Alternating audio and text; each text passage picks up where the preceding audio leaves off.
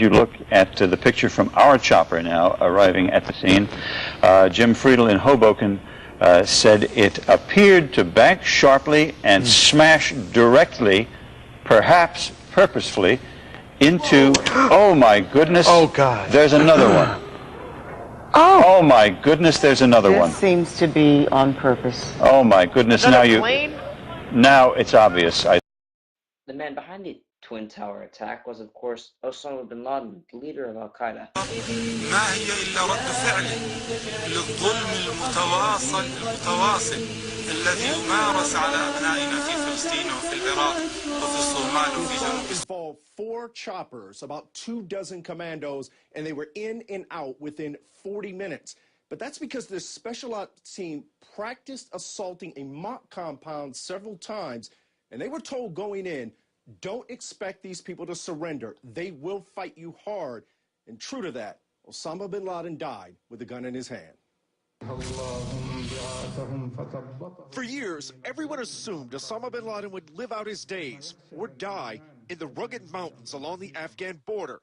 For all intents and purposes, he was killed in the suburbs, less than 40 miles from where the president of Pakistan lives. There are no rocky caves near bin Laden's compound in Abbottabad, but there are golf courses in the Pakistan Military Academy, and his house was 8 times bigger than any home in the neighborhood.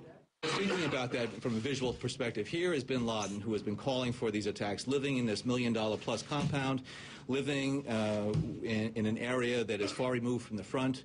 The 3-story building was built about 6 years ago. A courier and his brother lived on the first floor of another building. Bin Laden's family occupied the top 2 floors of the main building. Unlike other neighbors who took their trash out, these people burned theirs inside the compound. And if 2 main gates weren't enough to discourage visitors, opaque windows shielded the inside. And there was an 18-foot wall surrounding the outer part of the compound. It stood out. And a U.S. intelligence official says, given how bad Al-Qaeda's finances are, they would only spend this kind of money for one of their top 2 commanders. So in effect, bin Laden was the engineer of his own destruction.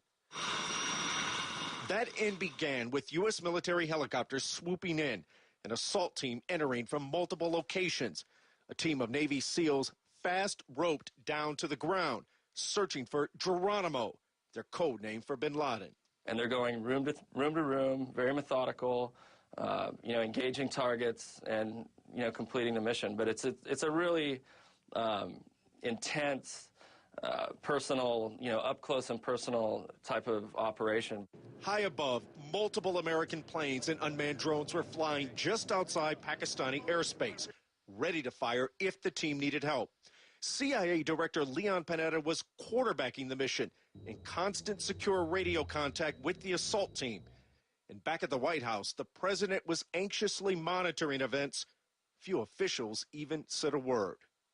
The minutes passed like days, and the president was very concerned about the security of our personnel. Back on the ground, the assault team was fighting its way through the main building. 2 women were wounded in the firefight, and there were children inside. At one point, one of the residents grabbed Osama bin Laden's wife against her will.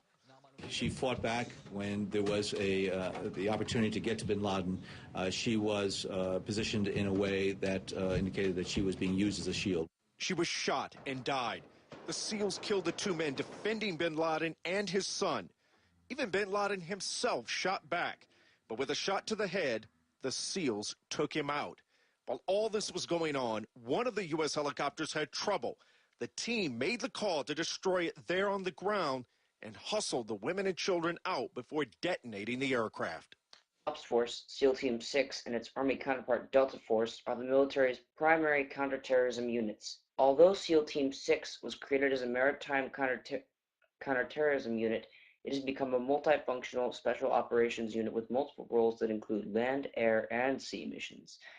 The name SEAL Team 6 was officially disbanded in 1987. It is now called DevGru, or NSWG. Navy SEAL Team 6 has been responsible, along with its Army counterparts Delta Team, for the apprehension of war criminals and hostage rescue. Navy SEAL Team 6 was also responsible for the successful execution of Osama bin Laden, the leader of Al-Qaeda and the man who engineered 9/11. Good evening. Tonight, I can report to the American people and to the world that the United States has conducted an operation that killed Osama bin Laden, the leader of al-Qaeda, and a terrorist who's responsible for the murder of thousands of innocent men, women, and children. It was nearly 10 years ago that a bright September day was darkened by the worst attack on the American people in our history. The images of 9/11 are seared into our national memory. Hijacked planes cutting through a cloudless September sky, the Twin Towers collapsing to the ground, black smoke billowing up from the Pentagon, the wreckage of Flight 93 in Shanksville, Pennsylvania, where the actions of heroic citizens saved even more heartbreak and destruction. And yet we know that the worst images are those that were unseen to the world. The empty seat at the dinner table, children who were forced to grow up without their mother or their father, parents who would never know the feeling of their child's embrace, nearly 3,000 citizens taken from us, leaving a gaping hole in our hearts. On September 11th, 2001, in our time of grief, the American people came together. We offered our neighbors a hand, and we offered the wounded our blood. We reaffirmed our ties to each other and our love of community and country. On that day, no matter where we came from, what God we prayed to, or what race or ethnicity we were united as one American family. We were also united in our resolve to protect our nation and to bring those who committed this vicious attack to justice. We quickly learned that the 9/11 attacks were carried out by al-Qaeda, an organization headed by Osama bin Laden, which had openly declared war on the United States and was committed to killing innocents in our country and around the globe.